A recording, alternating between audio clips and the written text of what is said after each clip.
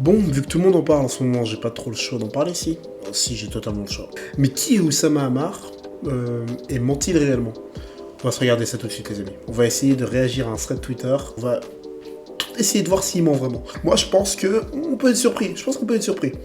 J'avais 12 ans, je faisais mes devoirs chez ce type comme tous les mercredis et j'entends le type au téléphone en train d'hurler en disant je suis pas du tout content, c'est pas à la hauteur, le site est pas bon, machin. Et il raccroche le téléphone de rage et je lui dis vous savez, si vous avez besoin d'aide sur votre site internet, moi je peux vous aider. Et donc je rentre chez moi, je tape sur internet comment fabriquer un site et je suis toutes les étapes et je fabrique un site et je lui ramène 2 jours après. Et il me dit combien je te donne? Et je lui dis bah, écoutez, je sais pas, 50 francs. Alors là le type dit bon ok c'est perdu d'avance. Semaine après, il donne 6000 francs en liquide à ma mère. À l'époque, ma mère gagnait 2000 francs par mois et ça a été un déclic dans ma vie. Il avait donc le coup de chance dans le coup de chance. Il était vice-président du marketing d'Apple. En vrai, c'est possible. En vrai, c'est possible de fou. C'est c'est super drôle, mais c'est possible. Pourquoi pas finalement? Moi, j'ai envie de vous dire pourquoi pas. Non, il a peut-être vraiment rencontré le directeur marketing d'Apple. Enfin, attendez, déjà, on va aller sur sa page Wikipédia. On va voir un peu ce qui s'y passe. Oussama Ammar est un entrepreneur de business franco-libanais, ok. Il est né en 86. Du coup, 86 plus 12, ça fait 98. Ok, ça a été créé en 76, Apple. Ouais. C'est peut-être possible qu'il ait créé un truc, mais est-ce que c'était vraiment le directeur d'Apple, le second Apple, le gars? Je suis pas sûr. Est-ce que c'était vraiment le second Apple? Je suis pas sûr, les gars, je suis vraiment pas sûr. Je voyais en première classe de ma vie. Je me suis dit, c'est intéressant de savoir qui est autour de moi et qui a payé son billet, tu vois. Et je me tourne comme ça, je dis à un mec, non, vous faites quoi dans la vie? Et le mec, il me dit, je suis boulanger. Je l'attendais pas, celle-là. Il fait, ouais, j'ai 6000 boulangeries ou 8000 boulangeries en Asie. C'est quoi cette histoire? À 16 ans, il se met à travailler.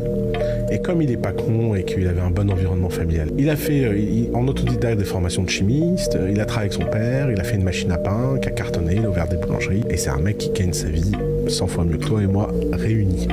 Tu me dirais jamais à personne qui veut devenir multimillionnaire ou milliardaire, ouvre une boulangerie. Vous savez quoi? Bah là, je le crois.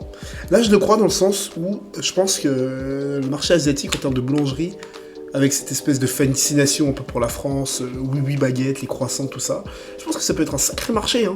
Ah, pensez-y, hein, ceux qui veulent devenir boulanger. Non, là-dessus, le bénéfice du doute. Nous accordons le bénéfice du doute sur celle-ci. Voyons voir les suivantes, par contre. Méga belle. Et le mec, le videur, il nous regarde comme ça, il fait elle rentre pas. Je fais pourquoi? Il regarde les chaussures, il fait ouais, elle a des sneakers. Je fais mec, tu te crois en 1990 là? Si la meuf, elle est mannequin, elle est magnifique, elle rentre, elle est mieux que 95% des gens qui dans ça. Tu vas pas me dire, elle rentre pas. Le mec il dit, tu crois que c'est toi le patron? C'est moi qui décide qui rentre ou pas. Ah ouais? Je prends mon téléphone, j'appelle le directeur. Le directeur il vient en courant. Il fait oui, monsieur Ammar, je suis désolé. Je fais lui là, dehors. Le mec, il s'en fait. Prends tes affaires, dehors. Et vraiment, je me sentais tellement bien d'avoir fait ça parce que je me suis dit, mais pour qui tu te prends en fait? Vous savez qu'un jour, on va découvrir qu'il avait raison depuis le début. Et là, ça va faire du bruit. Oh bon sang. J'avais un prof de physique, je suis venu au premier cours, je lui dis vos cours c'est de la merde, donc on va faire un deal, je viens qu'au contrôle, et si vous arrivez à me mettre moins de 18 à un contrôle, ok, je viendrai à votre cours. Il n'a jamais réussi à me mettre moins de 18.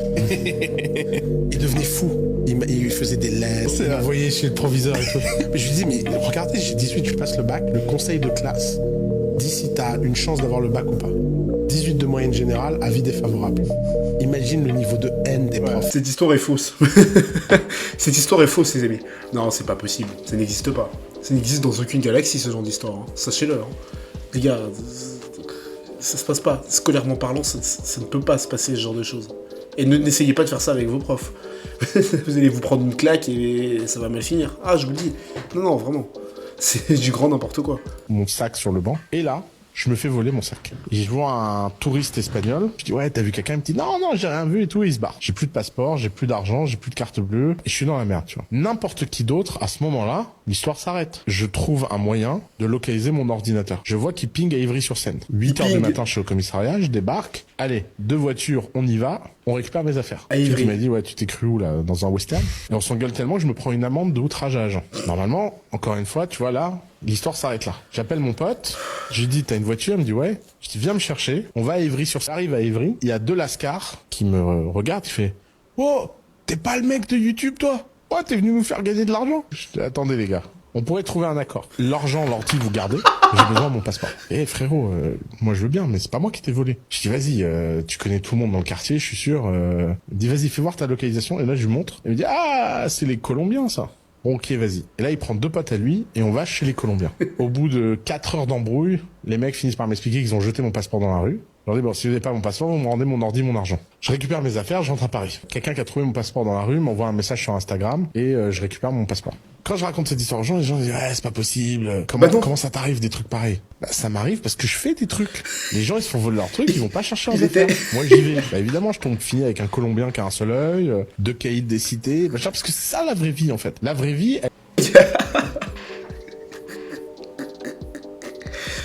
Ouais, bah oui. Il fait des trucs. Il a pas fait des trucs. Il était assis sur un banc à Paris, il s'est fait péter à son ordi. C'est un monde où c'est vrai, hein, mais bon. Oussama. Et en plus, le collègue, il est toujours assis dans la position de Jabba the Hutt. C'est une dinguerie. Comment tu veux pas te faire vanner là-dessus?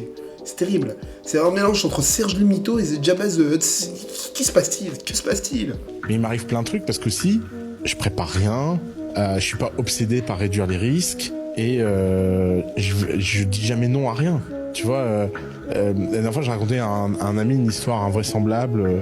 J'étais au Japon, j'ai fait la fête avec les Yakuza et j'ai joué au poker avec le chef des Yakuza. Il me dit, mais il n'y a qu'à toi que ça arrive. Je dis oui, parce que toi, connard, quand tu vas au Japon, tu rencontres un mec, il a un tatouage, tu lui dis pas, ah, t'es un Yakuza. Non, tu fermes ta gueule, t'es lâche et tu rentres chez toi. Moi, je vois un mec dans un tatouage, je lui dis, alors, t'es où dans la hiérarchie? Elle me dit, je suis un big boss.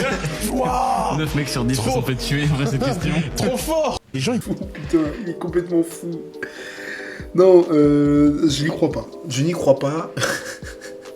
Bon, déjà, avec l'option, qu'il sait parler japonais, il sait parler très bien japonais pour taper la disque avec des Yakuza. Déjà, c'est pas sympa pour son pote. On est tous pareils. Vous allez au Japon, vous allez pour faire du tourisme, vous allez pas pour taper la discute avec le premier mec qui a un tatouage. Bon, vous savez que les Yakuza, c'est une mafia, les gars. Les mafieux, ils viennent pas taper la discussion avec Oussama Hamar qui les croise dans la rue. Et ils vont pas les inviter et ils vont pas tout leur redonner leurs secrets. Il faut pas être... Oussama... Non, on va pas te croire là-dessus. On va pas te croire.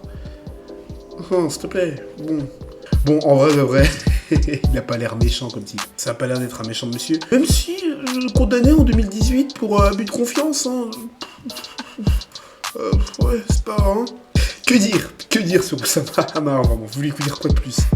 Serge le Mito, je vous dis, Serge le Mito. Bon voilà les amis, c'était la fin de cette petite vidéo. Voilà, un peu rapide tout ça sur la tendance un peu en ce moment.